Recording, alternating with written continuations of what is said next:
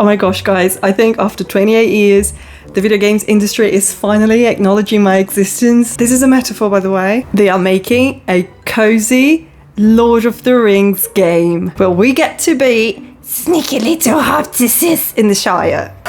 I'm sorry I had to see that. I'm just beyond excited. Maybe this will finally convince my husband to try cozy games.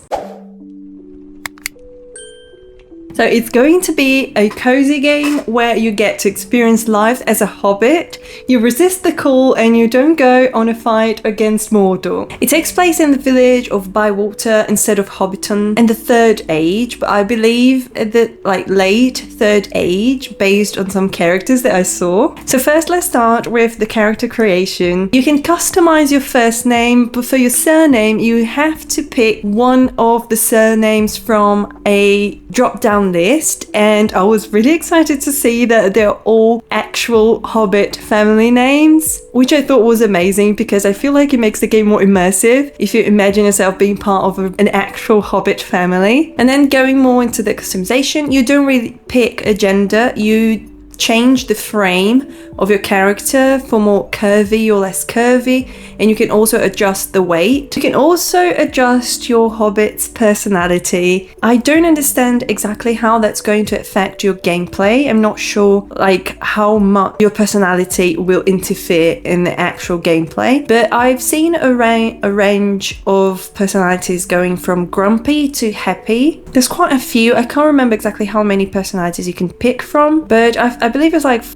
5, 6, something like that. And then you can customize a lot of things. You can customize your hobbit's ears, the eye shape. You can change the lips. There's a lot of customization, character customization available. There's a lot of things that you can change, hairstyles, hair colors, eyebrows. So I thought it was I liked how detailed it is. It's not like a proper the Inzoi Character Studio or The Sims Cas. It's nothing like that, but there is a lot of, I like the amount of variety available. You can also customize your hobbit's feet, and I saw a lot of bad comments about that, but I didn't quite understand that. Why all hobbits, they have hairy feet? They don't shave their feet. So why would you expect to be an option without hair? You want to be a hobbit that shaves your feet? I don't know, I didn't quite understand. So it's almost like asking for an elf, a game about elves to not have pointy ears. I don't know. I just thought it was cute, and if I'm going to be a hobbit, I want to have hairy feet because that's one of the things that makes a hobbit. So I do want. I actually like being able to customize the feet hair, but I can understand that. Maybe they should have added an option with no hair. I don't know, but then I feel like it takes away a big part of being a hobbit. I don't know. I might be talking gibberish here, but anyway, you get the point. And then I've seen some people were selected to play test Tales of the Shire, and based on what I saw from the gameplays that people posted here on YouTube, I believe there's 4 different outfits you can pick from. So 4 different bottoms that you can pick from, 2 trousers and 2 skirts, and I think 4 different tops that you can choose from. But from the trailer, we know that we're going to have a lot more options. But that's what's available so far in the playtests. Now, talking a little bit about gameplay, something that I fell in love with this game is how much they tried to incorporate the Hobbit's lifestyle. So the biggest mechanic of the game is cooking, and we know how much Hobbits love their food. So it's a big part of the game. It's the most detailed mechanic of the game. It's cooking. So when you're cooking, you have a lot of things that you have to pay attention to make the perfect meal. So while you're cooking, you have to be careful with how much you fry something. Make sure that you don't fry too much. When you're chopping vegetables, make sure that you don't make them too small bits.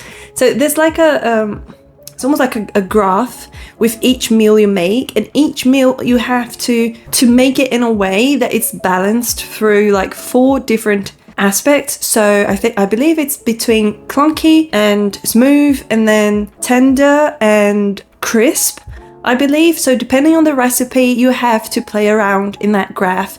So some recipes they require the meat to be more tender and for the vegetables to be chopped finely, so it's going to be closer to smooth instead of clunky. So you have to play around with how you prepare your meal in order to make it like perfect, and I absolutely love that because it's detailed and it makes it like the cooking a lot more fun. You feel like you're actually, I wouldn't say actually cooking, but it feels more immersive than just selecting ingredients and just press cook. Do you see what I mean? So it's the most detailed mechanic is cooking. And then moving on to the next mechanic, it's called shared meal. So a shared meal is like a dinner or a lunch, or it's like a meal that you prepare to share with other hobbits that you invite them to come for the meal. So on you plan the shared meal and then you send invites to the hobbits, and on the day of the shared meal you're going to receive mail from the hobbits saying if they're coming or not, and they also let you know what they're craving to eat on that day, and then with those mails you get to prepare the perfect meal for them. And if you have a successful shared meal, you build up your relationship with those hobbits that you invited, and you also receive gifts from them. I thought this mechanic was extremely cute and it's just so cozy. I absolutely love the concept of it and how much they made cooking and eating a big part of the game. So to invite hobbits to your shared meal, you have a writing desk that you write the invites and you send out the mail to those hobbits. On the day of the shared meal, you can choose different venues to host your shared meal. So I've watched, I think, a couple of gameplays and they hosted in their own homes. So what happens is when the hobbits arrive, you go to your table and then you start the shared meal. And then when they arrive, you set up the table and you choose the meals that you're going to serve. And you can also decorate the table, which I thought was a cute touch. And also the meals, they have different variants, like different meshes that you can choose from that they look different. So you can choose like a proper plate, like a one serving plate, or you can choose to show the whole pot. So there's different ways of making it really cozy and cute, and I really like that. And then once you start your shared meal, it shows a cutscene and it shows the hobbits eating, and you can see from the reactions if they liked it or not. Once it's finished, you speak to the hobbits and that's when you receive the gifts from them. And I've seen some gifts, they will give you like maybe some ingredients, or they'll give you recipes. So yeah, this mechanic reminded me of the giving presents mechanics in all the cozy games that we're used to, like Stardew Valley, that villagers will have favorite gifts. So in the Tales of the Shire, they'll have favorite meals, favorite flavors. So, and that's how you build relationships with them. So moving on to the next mechanic, we have fishing. So fishing looked relaxing. It didn't look as hard as Stardew Valley can be. So I was really pleased to see that fishing looked not too much challenging, like it's doable. So yeah, I was excited to see that, because I feel like in some games, fishing can be so difficult that I will avoid it at all costs. Moving on, we're going to farming, but it's not called farming, it's called gardening, and I thought it was so cute. It's so hobbity like. So this mechanic is called gardening.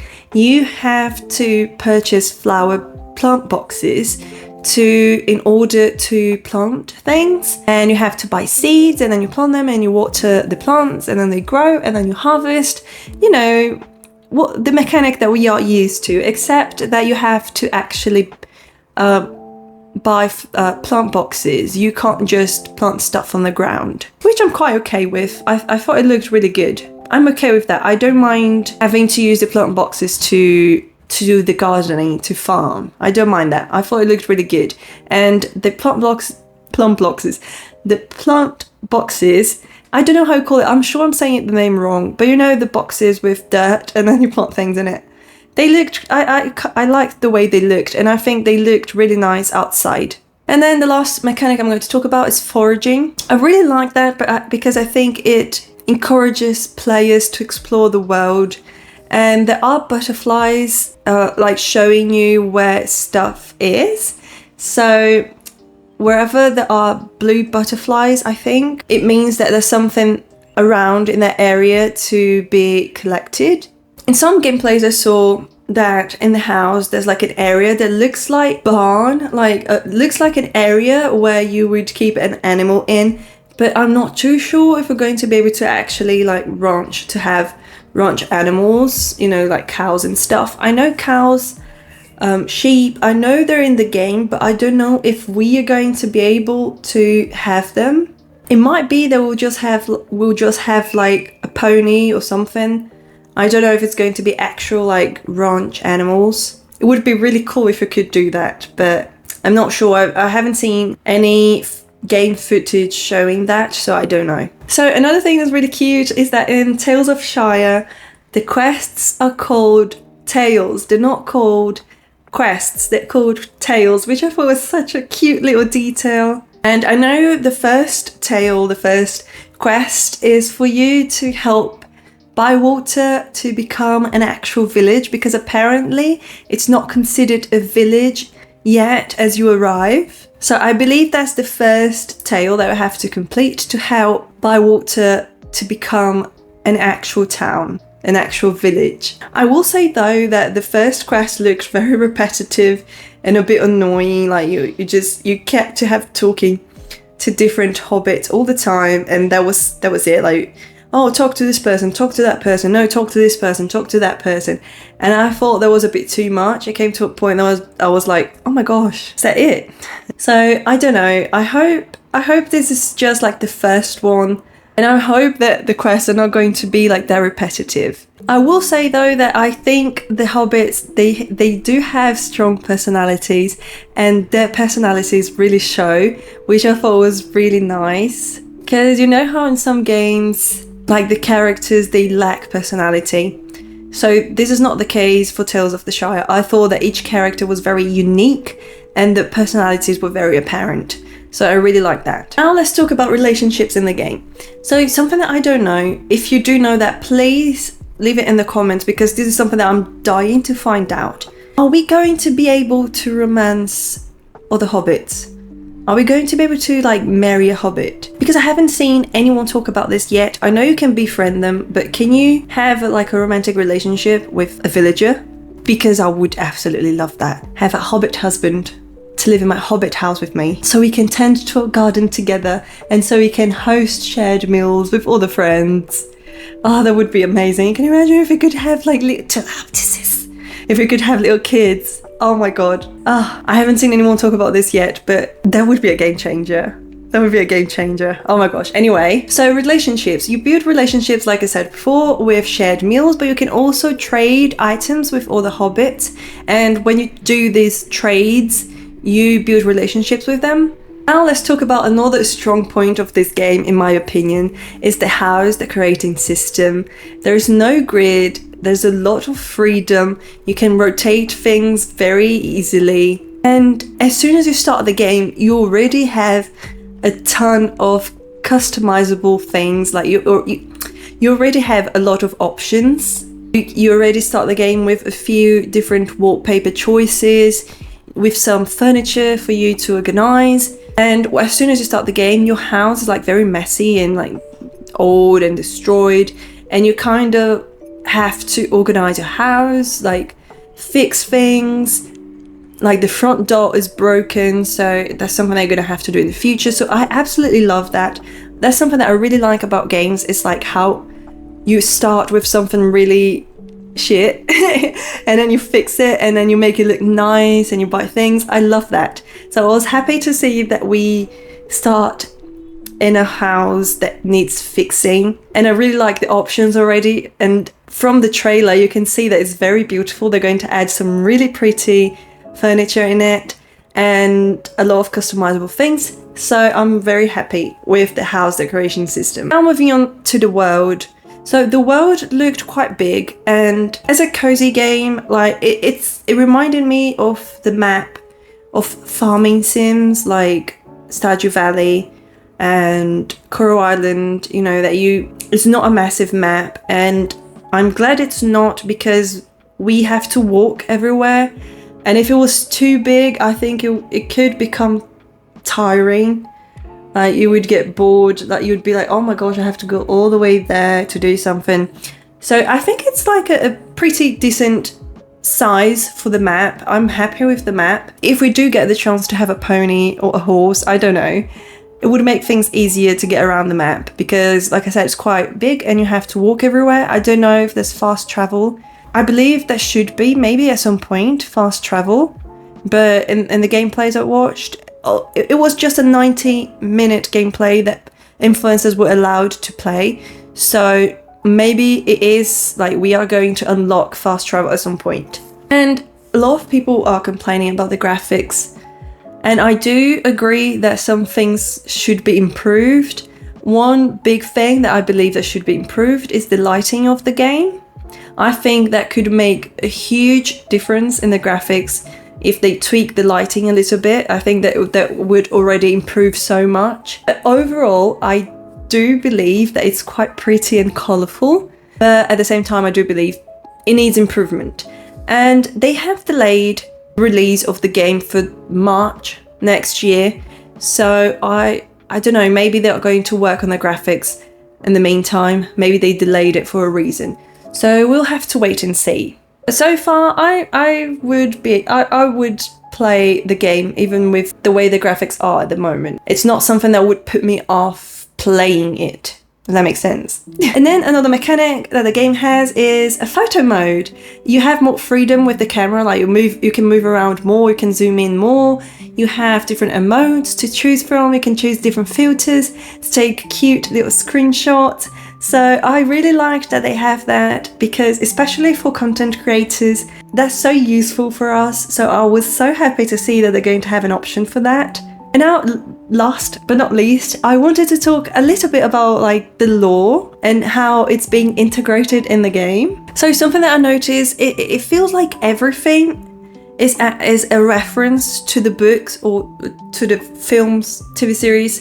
So there are a lot of places that are very famous that are present in the game. Like, for example, when you first start the game, you're actually coming from the Prancing Pony to go to Bywater. So that's the first familiar place. And then the inns, the inns are actually present. Like in Bywater, they have the Green Dragon and the Ivy Bush, and both inns are in the game. And Gandalf is in the game. Gandalf actually is the person that finds us resting on our journey from the Prancing Pony to Bywater, and then Gandalf takes us to Bywater. He gives us a lift, and yeah, at the end we go like, oh, you didn't tell me your name, and then there's like a dramatic pause, and then he looks at you and he goes, I'm Gandalf.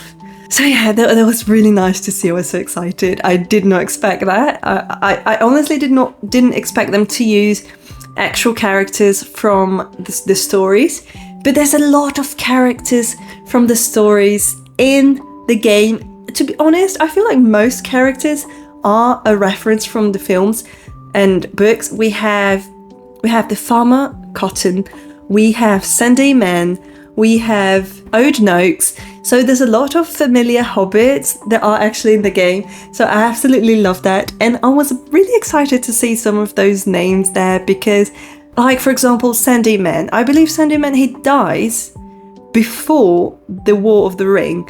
So like, does that mean that like Bilbo is alive? You know? So could we expect to see even more famous characters in the future? So yeah, there's a lot of references from the actual stories, and I was really happy to see that, because I was expecting it to be a game inspired by the stories, but we wouldn't have any characters from the stories. So I was very, very surprised to see that they're actually integrating elements of the actual stories in the game.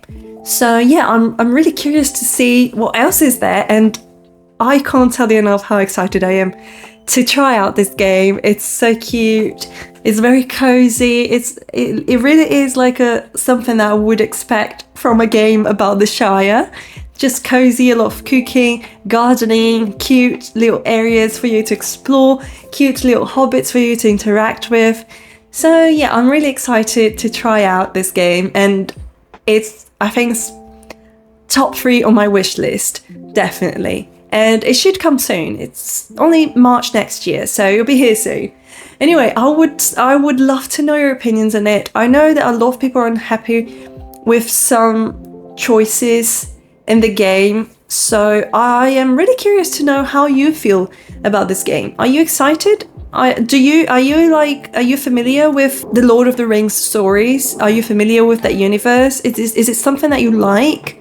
And do you like that it's going to be a cozy game? I feel like the Lord of the Rings has a lot of content, but most of them are like centered in combat. And there's like a completely different approach. It's going to be cozy, no combat. So yeah, it's definitely a risk. They are taking a risk.